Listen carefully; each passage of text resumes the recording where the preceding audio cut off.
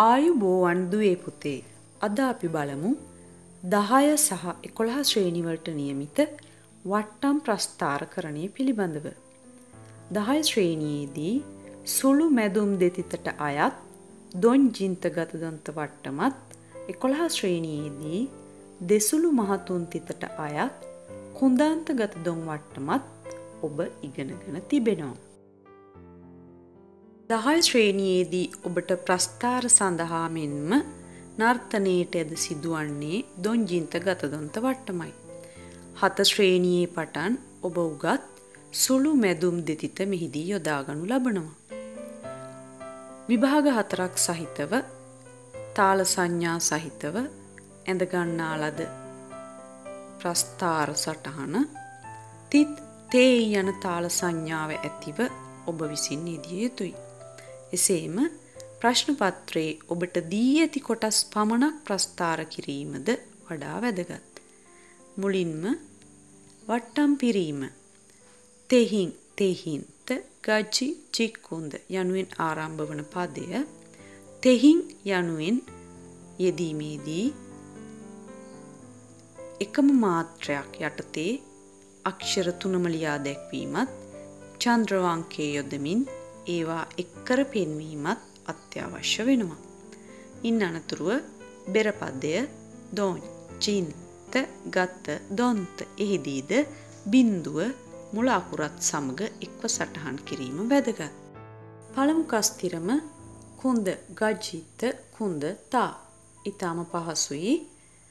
අඩව්ව තත් තක්කට තක්ක රොන් ඔබ ප්‍රස්ථාරකරණයේ නීති රීති මේ වන විට හොඳින්ම අවබෝධ කරගෙන සිටින නිසා මෙය ඊතරම් අපහසු කාර්යයක් නොවන බවයි මගේ අදහස. දොන් ජින්ත ගත දොන්ත වට්ටමේ දෙවන කස්තිරමත් ඊටම පහසුයි. මුල් කස්තිරමම තෙවරක් සඳහන් කිරීමයි කළ යුත්තේ. අඩව්ව තාත් ජින්තත් තත් ජින්තත් ජින්තත් ඔබ මේ වන විට පාඩම් කර ඇති බැවින් එහි අක්ෂර ටික සටහන් කිරීම පහසුවෙන් කළ හැකියි.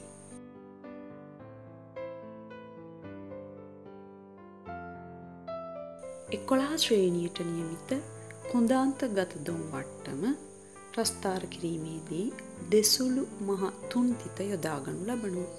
එහිදී විභාගයන්හි මාත්‍රා යෙදීම විශේෂයෙන් සිහියට ගත යුතුයි.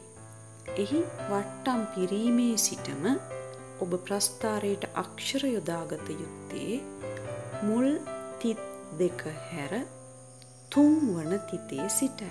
එනම් තිත් තිත් යන තාල සංඥා ඇති විභාග දෙක හිස් තැන් තබමින් තුන්වෙනි එනම් තේ තාල සංඥාව සහිත විභාගයේ සිට අක්ෂර යෙදීමට සිහියේ තබාගත යුතුයි.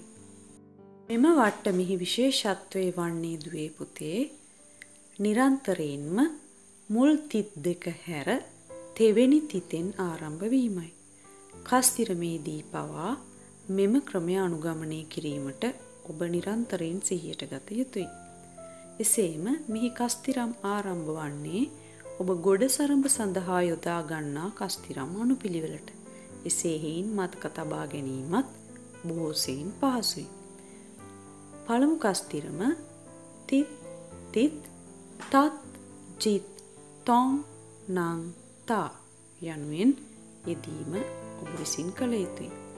ඉන් අනතුරුව පළමු අඩව්ව ඔබ හනුමා වන්නමේදී යොදාගෙන ඇති අඩව්ව ඔබට මේ වන විට හොඳින් මතක ඇති. එහිදීද අනුගමනය කළ යුත්තේ තිත් තිත් යන කොටස හැර තේ යන කොටසෙන් අඩව්ව ආරම්භ කිරීමයි.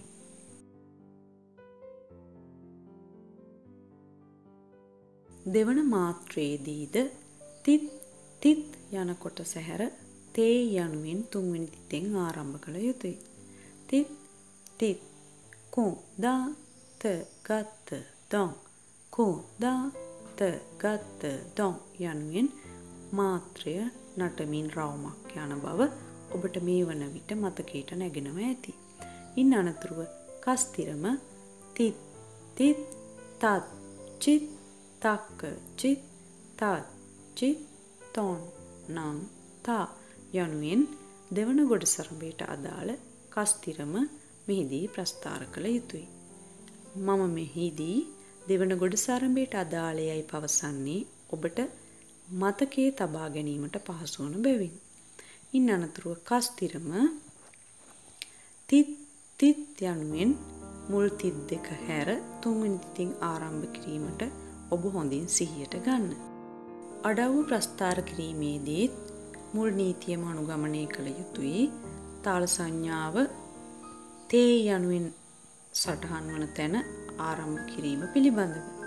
එසේම තිත් තිත් තත් තොංග තක්ක තොංග තක්කඩ තරිකිට යනුවෙන් කොටස අක්ෂර දෙක බැගින් වෙන් කර මාත්‍රා යටතට යෙදීමට සිහියට ගත යුතුය.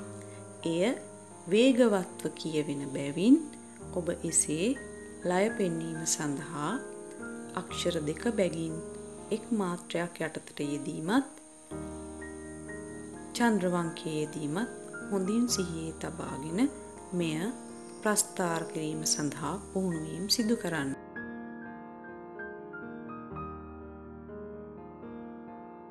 හොඳයි දුවේ පුතේ. වට්ටම් මෙවර ප්‍රායෝගික පරීක්ෂණයේදී ඔබට අහිමි වී තිබෙන නිසා මෙවර ලිඛිත පරීක්ෂණයට වට්ටම් බොහෝ දුරට ඔබට සිදු කරන්නට වේවි.